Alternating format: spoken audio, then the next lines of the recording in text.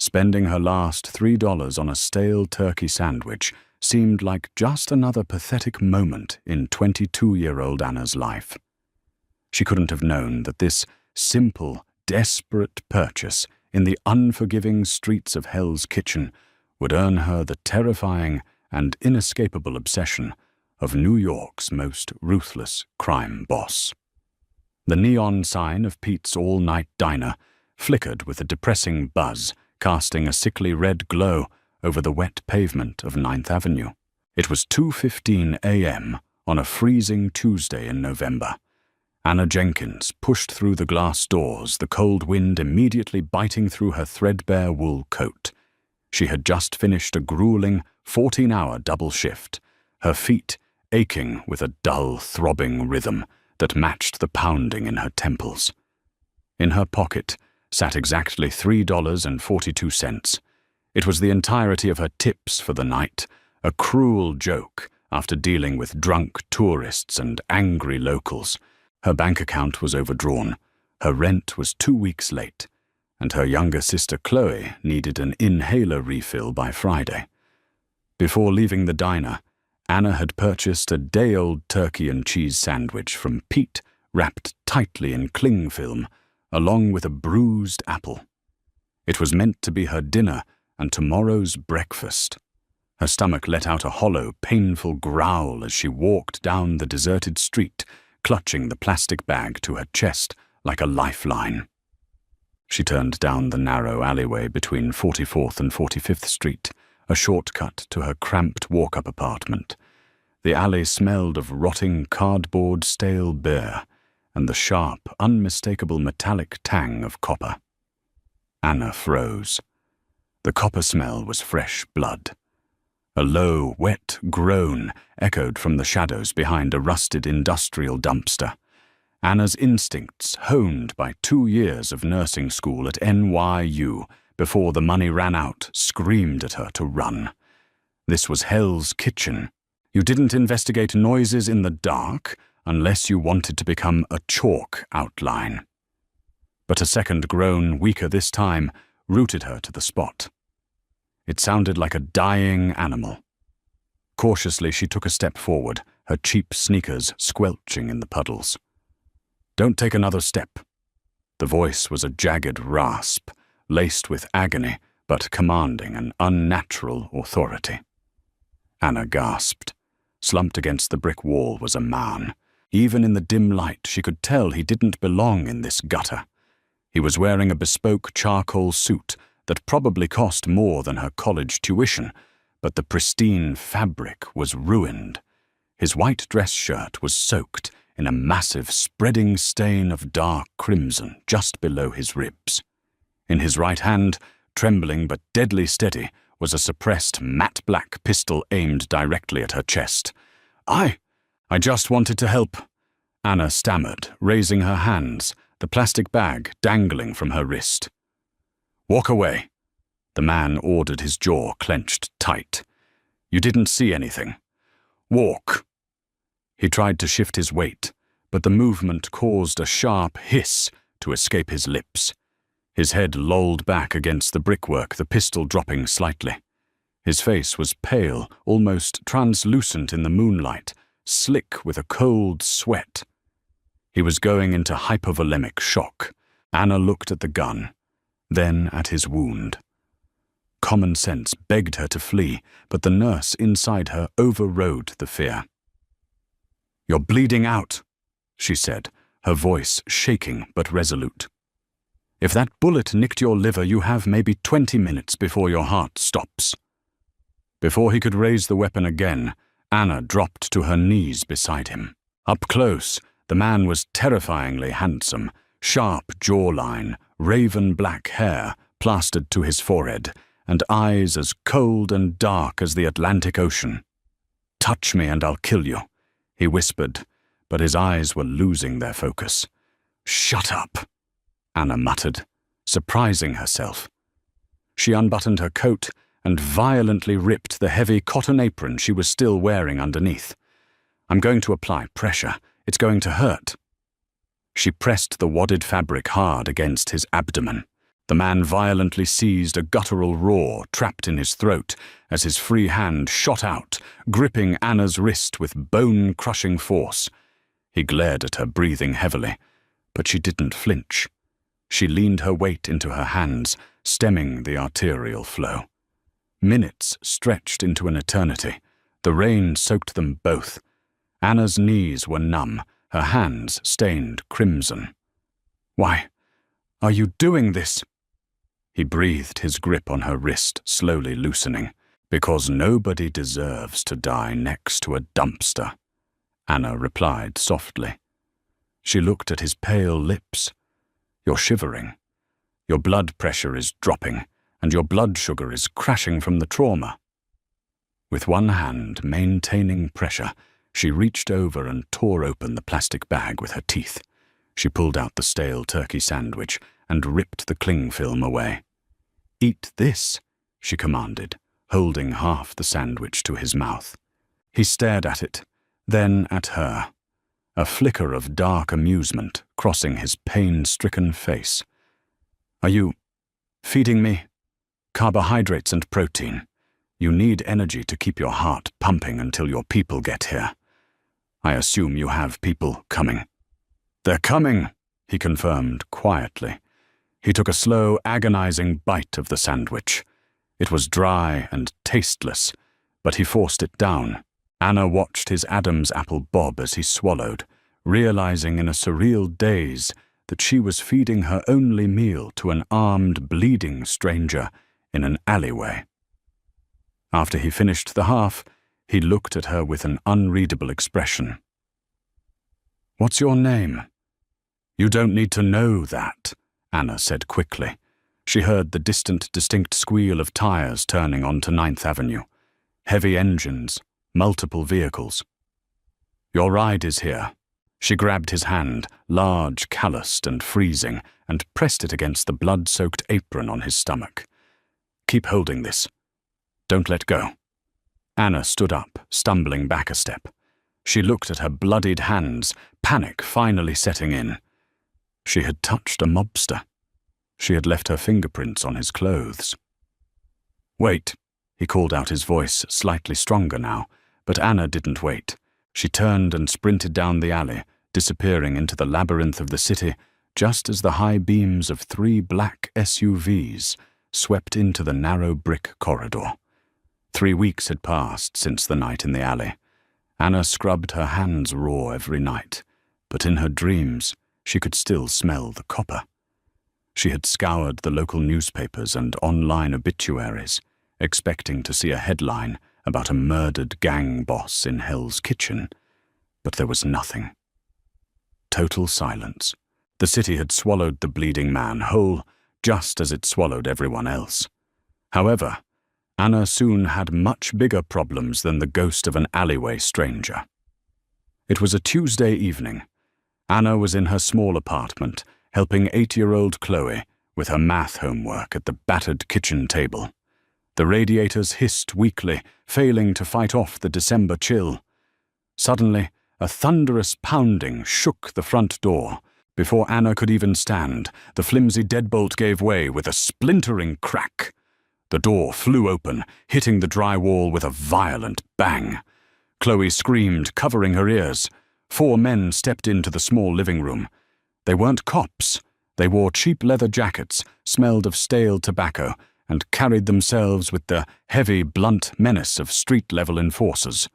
At the front of the pack was Mickey Sullivan. Mickey was a mid-level loan shark who operated out of an illegal gambling den in Queens. He had a scarred lip and a reputation for breaking fingers with a ball-peen hammer. "Hello, Anna." Mickey sneered, his eyes scanning the pathetic apartment. "Place is a real dump. Where's your old man?" Anna pushed Chloe behind her, her heart hammering against her ribs. "I told you last month, Mickey. My father ran out on us a year ago. I don't know where Thomas is, and I don't care." "Well, that's a damn shame," Mickey said, stepping closer, his heavy boots crunching on the splintered wood of the doorframe. "Because Thomas owes my boss $50,000. And since he decided to play hide and seek, that debt passes to his next of kin.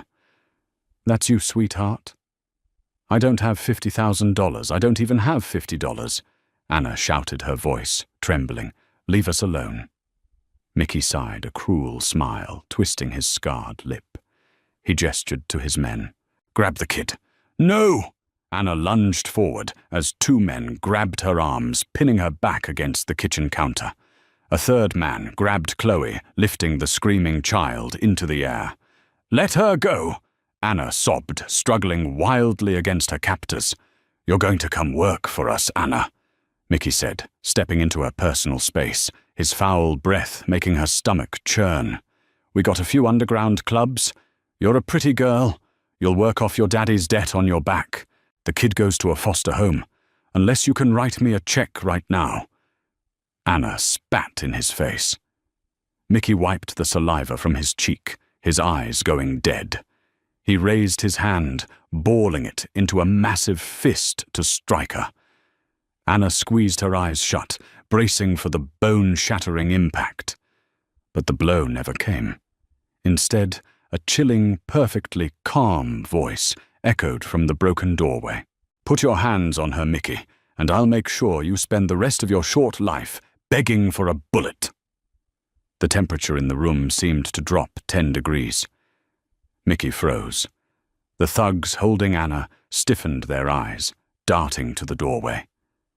The man holding Chloe slowly set the child down. Anna opened her eyes. Standing in the doorway, flanked by two towering men in tailored suits, was him, the stranger from the alley. He was fully heeled, impeccably dressed in a midnight blue three-piece suit, an expensive cashmere overcoat draped over his shoulders.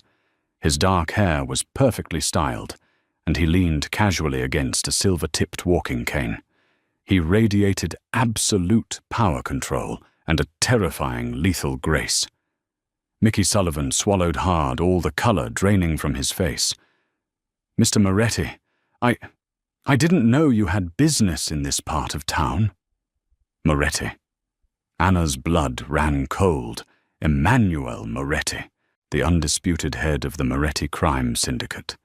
He was a phantom, a myth whispered about by the criminal underworld, a man who controlled half the politicians and all the ports on the eastern seaboard.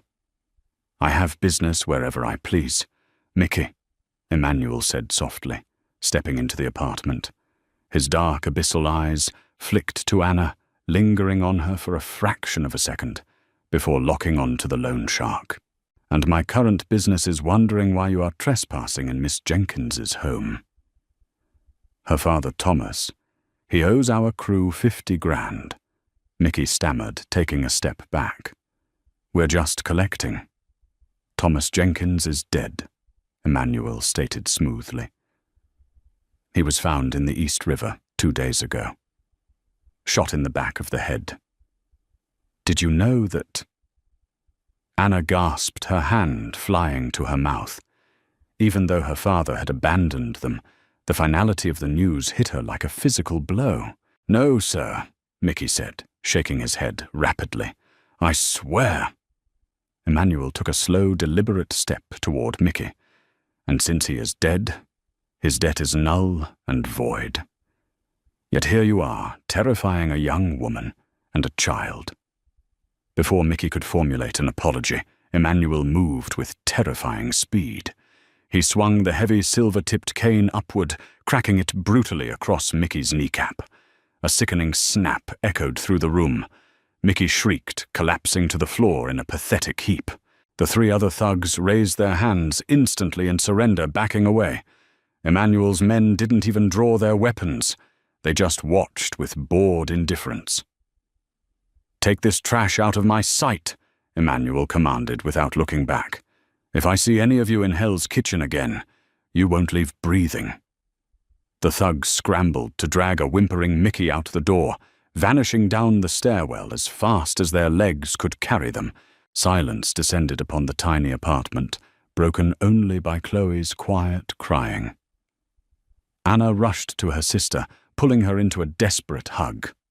Emmanuel stood in the center of the room, using a crisp white handkerchief to wipe a speck of dust off his cane.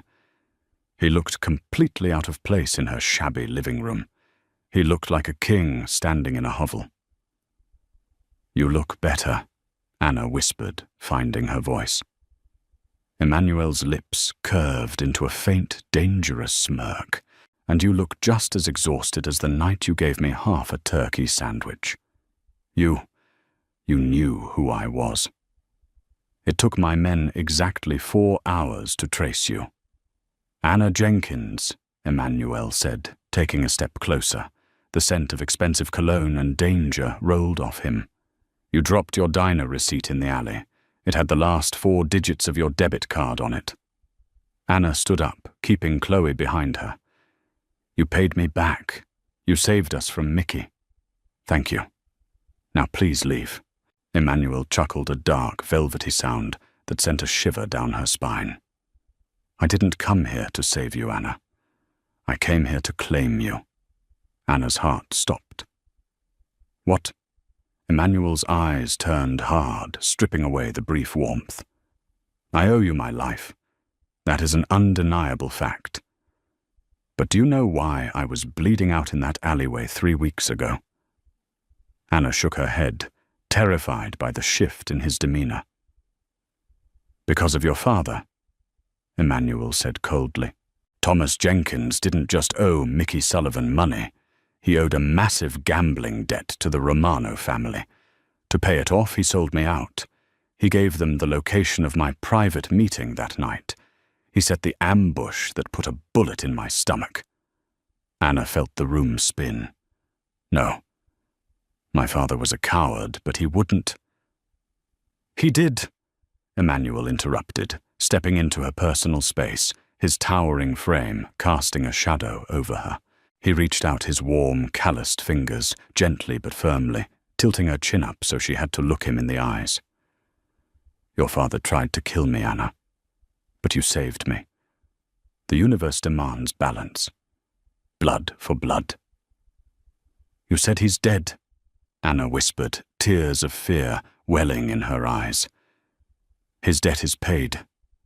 His debt to Mickey is dead," Emmanuel corrected softly, his thumb brushing a stray tear from her cheek.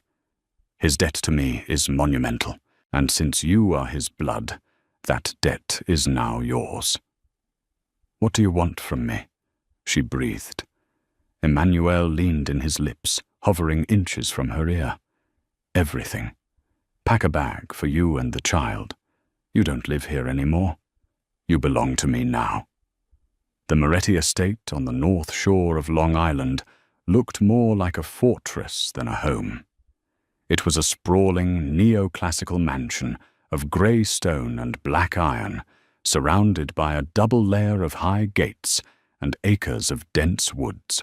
For Anna and Chloe, it was a sudden, jarring transition from the suffocating poverty of Hell's Kitchen to a world of silent, terrifying luxury. Emmanuel had given them an entire wing of the second floor.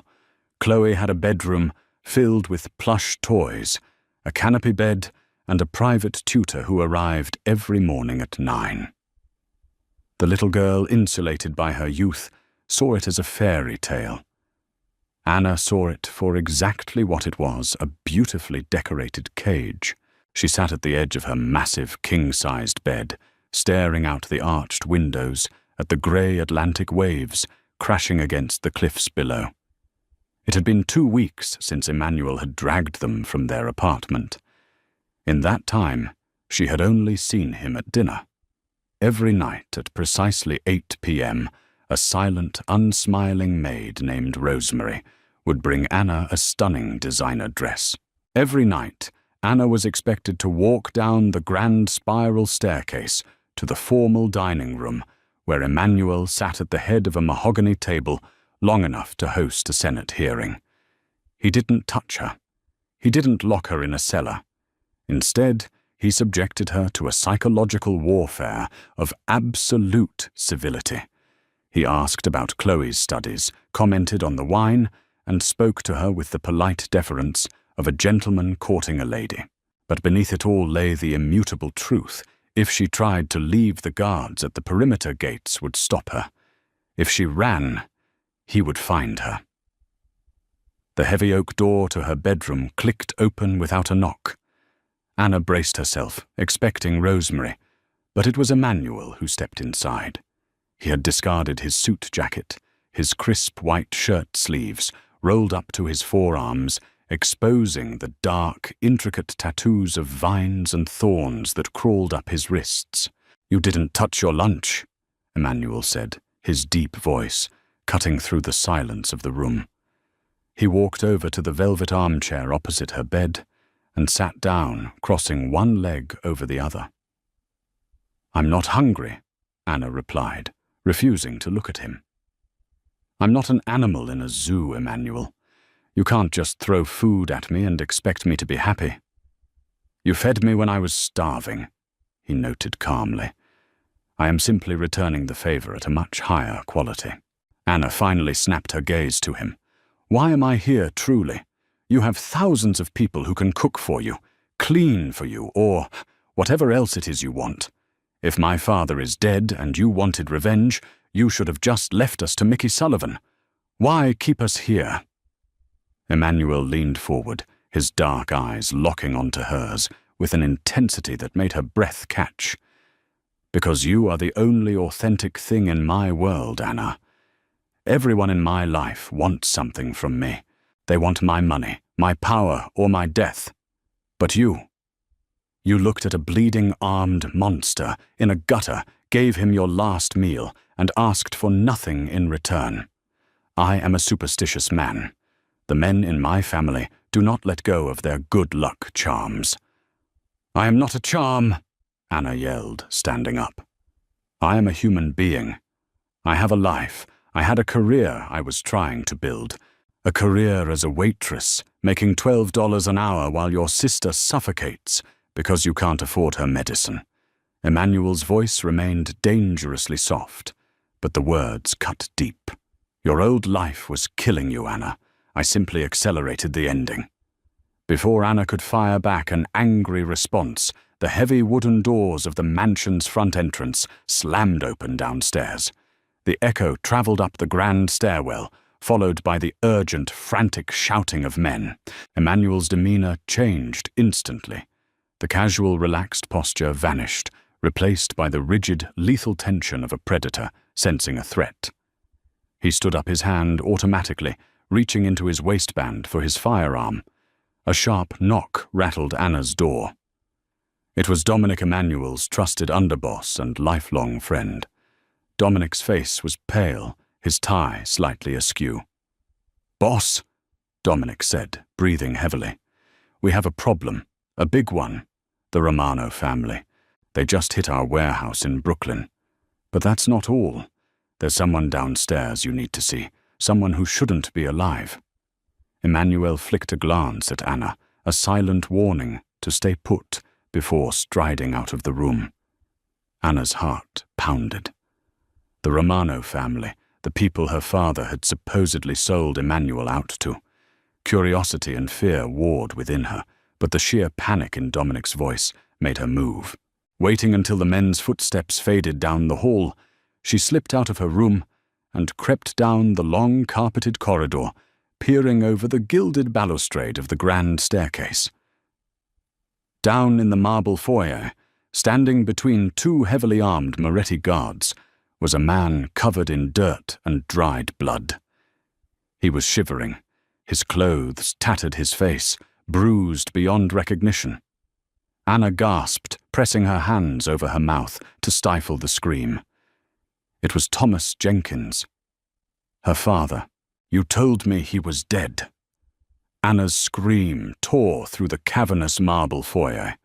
She bolted out of her room, sprinting down the grand staircase, her silk gown flying behind her. Emmanuel was faster.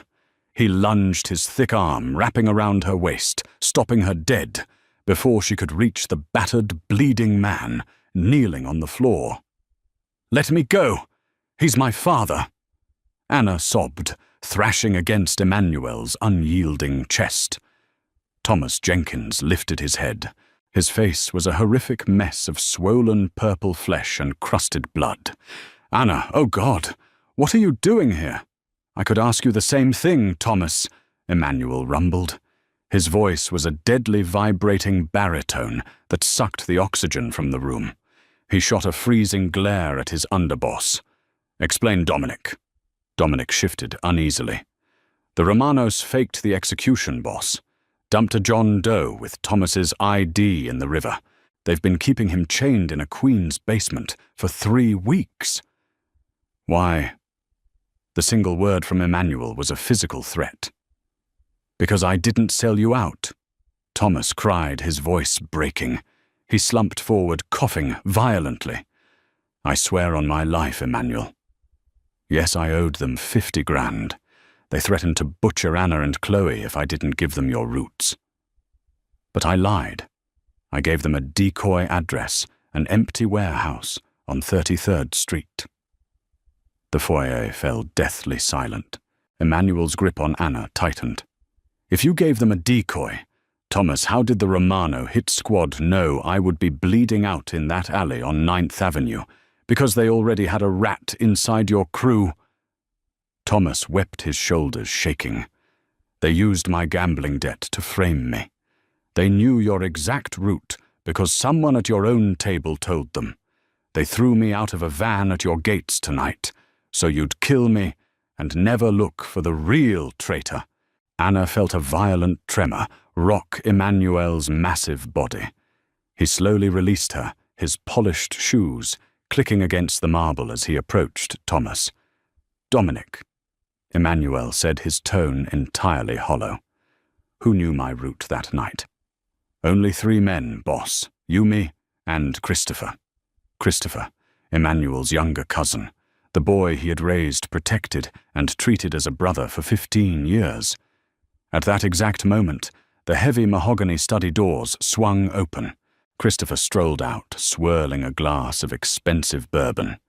He looked at the bleeding man on the floor with detached, arrogant amusement. "You aren't actually going to believe this junkie, are you, Emmanuel? He's just trying to save his miserable hide." Emmanuel didn't turn around. He just stared at the marble floor. "The warehouse in Brooklyn that got hit tonight, Christopher. The Romanos bypassed the master alarms. Only 2 people had those bypass codes. You and me. I never changed them because I trusted you." Christopher's smug smirk vanished. His eyes darted to the front doors, but Emmanuel's heavily armed guards had already shifted, blocking all the exits. "Emmanuel, wait!" Christopher stammered, raw panic bleeding into his voice. "You're taking a street rat's word over your own blood." "Family doesn't put a bullet in my stomach," Emmanuel whispered. He turned his dark eyes ablaze with a terrifying, unholy wrath. "And family absolutely does not use an innocent woman and child as a shield." Christopher panicked. He drew a suppressed pistol from his jacket sleeve, aiming it directly at Emmanuel's chest. Emmanuel moved like a phantom. He didn't draw a weapon. He simply struck. His large hand clamped over Christopher's wrist, twisting with a sickening, audible snap. The gun hit the floor. Christopher shrieked in agony as Emmanuel slammed him against the stone pillar, his hand closing around his cousin's throat and lifting him entirely off his feet. "I gave you the world!" Emmanuel roared, the absolute heartbreak of a betrayed king fracturing his stoic mask. "They promised me half the city." Christopher choked out, clawing at Emmanuel's iron grip. "They promised you a grave," Emmanuel snarled. He tossed Christopher to the floor like garbage and looked at Dominic. "Take him to the soundproof rooms downstairs. Keep him breathing. I want the name of every Romano soldier involved before dawn." As Christopher was dragged away, screaming, the foyer returned to a suffocating quiet. Thomas had passed out from pure exhaustion. Emmanuel turned his back to Anna, staring blindly at the grand doors. "Your father is innocent of the ambush," he said, his voice completely dead. "His debt is forgiven. My doctors will heal him, and I will fund his relocation far from New York." Anna took a trembling step forward. "And Chloe and me." "Your debt is paid," Emmanuel said softly, refusing to look at her. "You are free. Dominic will set you up in a Manhattan penthouse, fully funded for 5 years. Your nursing tuition is paid. You have your life back." He began to walk away, retreating into the lonely shadows of his massive fortress. He was a ruthless monster, but in that moment, Anna saw the agonizing isolation of the crown he bore.